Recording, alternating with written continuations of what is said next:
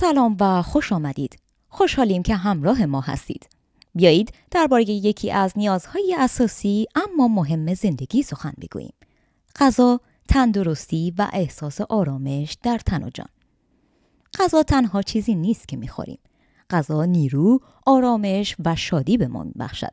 به ویژه در روزهایی که زندگی رنگ دیگری به خود گرفته و همه چیز ناآشنا و تازه است.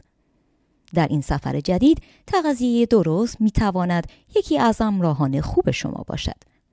بیایید با هم نگاهی بیاندازیم به اینکه چگونه میتواند غذا از ما پشتیبانی کند، حتی در روزهای سخت.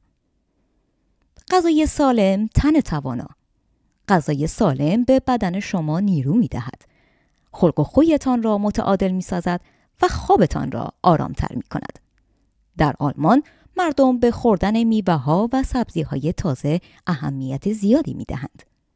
شاید برخی از این خوراکی‌ها برایتان ناآشنا باشد، اما بسیاری از آنها خوش‌طعم و سرشار از ویتامینند.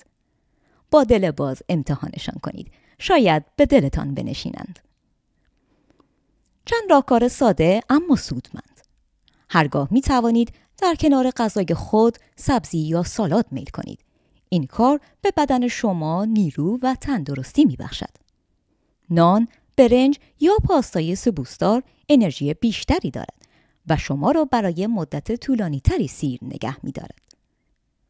از مواد غذایی پروتئین دار مانند گوشت، تخم مرغ، لبنیات، عدس، لوبیا یا توفو استفاده کنید. کوشش کنید مصرف سس‌های چرب و خامه‌ای را کاهش دهید.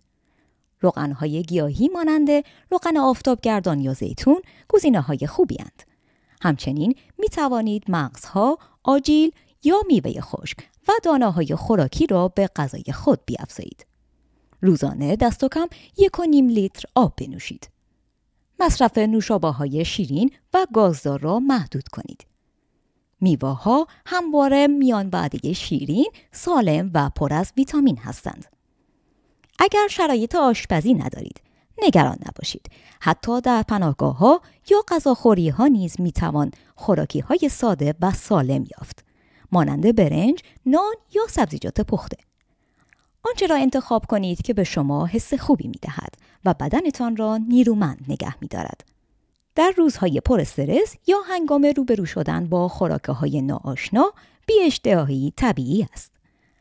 اما اگر کاهش وزن زیادی دارید، دچار ضعف شده اید یا نشانه ای از حساسیت غذایی در خود می‌بینید، حتماً با یک پزشک گفتگو کنید.